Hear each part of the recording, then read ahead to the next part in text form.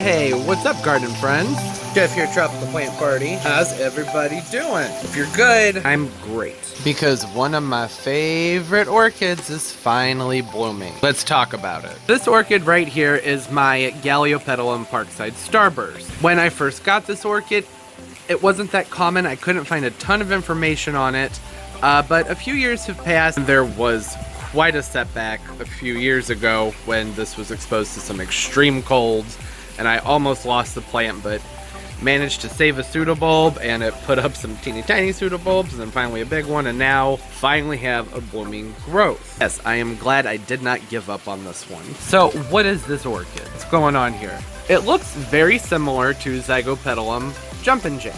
And well, that's because Jumpin' Jack is one of this orchid's parents. See, this orchid is actually a cross between a Galeottia Fimbriata and Zygopetalum Jumpin' Jack. What's great about this cross is that oftentimes Zygopetalums are not always the most heat-tolerant orchids. Sometimes they fare much better in a cooler, more temperate climate. For me, I haven't really had those issues with my Zygos, and it gets pretty toasty here. We hit, the 100-degree mark multiple times a year. So I have noticed differences between this orchid and my straight-up Zygopetalum that I have all the way tucked back there on my humidity table. Like, for example, my Zygopetalum does still look its absolute best when temperatures are between, I'd say, 50 and 75.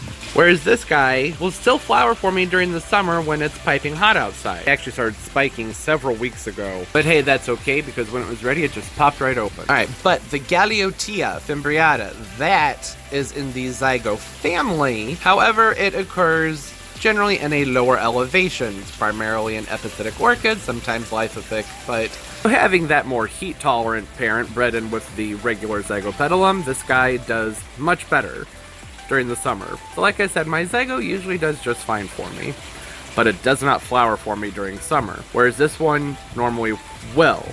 It didn't last year because it was still recovering from having almost completely died. So this is the first set of flowers I've seen off of it since 2016. Yeah. When I go onto Google and search for Galeopetalums, I do not find very much. But if you go in and type in the Gptm period, you get a lot. It is an AMAOS winner. And we can see why. This is worthy of being an awarded orchid. The colors and contrast on the flowers are absolutely stunning. In person, they are much, much, much more green. Maybe I should change my settings. Let me look here. There we go. I feel like that looks kind of the same, but it does look more real to life. As I was saying, stunning flowers. The detail in here is gorgeous. The lip and all the sepals and petals, the stoma. It's just a gorgeous orchid. Now, with one of its parents being a Zygopetalum, you would think that it would smell really nice. I never smell anything. Online, people talk about it having a scent. I've never smelled anything from mine personally. That could be an age thing, because this has had that major setback, so maybe it's just not going to display a scent this year. Just never happened to be around it when it's putting out its fragrance. But hey, fragrance schmagrance, I don't even care. This thing is so pretty, it doesn't matter. Now, as far as care is concerned, I give this pretty much the identical care to that of my Zygopetalum. It's potted up in a bark peat mix, or actually it's bark and coconut core, I believe. And it seems to be doing quite well with that. As of right now, I am having humidity struggles. Humidity's been very low. If you've been around this channel for a while, then you've heard me gripe about that enough. And Zygopetalums tend to be a little bit more wilty and more prone to spider mites and whatnot with lower humidity. So what I've been doing with this guy is this is not the size of the pot this is potted in. In fact, this moss is just here because I thought it looked nice. It serves no purpose. It's only there because this looked really ugly before. So you can see here, this actually is not even potted in this pot. It's just sitting inside of it. And I've gone through and filled the pot with coconut husk because it doesn't wick moisture very well. There are crushed up styrofoam peanuts in the bottom of the pot because they don't really wick moisture very well also. So what I've been doing to keep the humidity up is I come out here right now. I went ahead and let it dry out just for the sake of the video. And then I just allow that water to go ahead and fill up the basin, but I have to keep an eye on it, no more than halfway. There's a line there. When it goes over that, I have to pull some water out.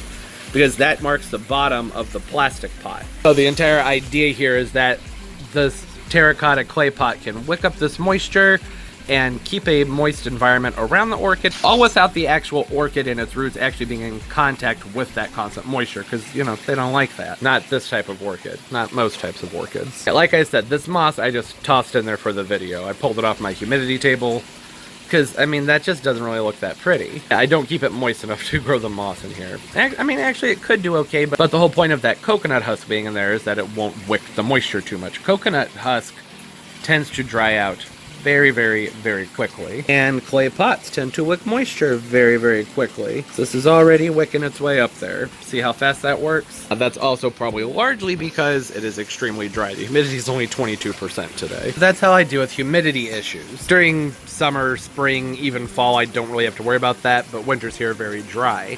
And just like the Zygopetalum, I give this indirect light. I give it fertilizing probably every other week.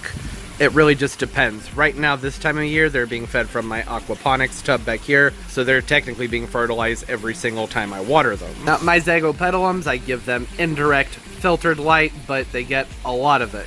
And in fact, most of the year when they're outside, they get almost direct sunlight in the morning, very close to it at least. They're a little bit dappled, but not very much. It's only for like maybe an hour or two. When the temperatures are really, really high, I scoot them back a little bit so that they don't scorch. Overall, this has actually been a very easy and resilient orchid to grow. Is it easier, more resilient than my Zygopetalum?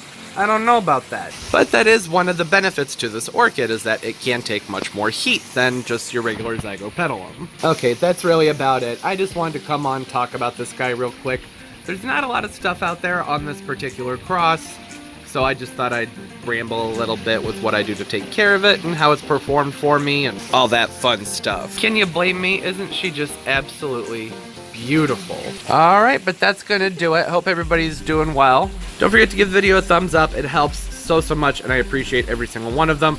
Subscribe as well. Upload multiple times a week. And comment down below. Let's get a conversation going.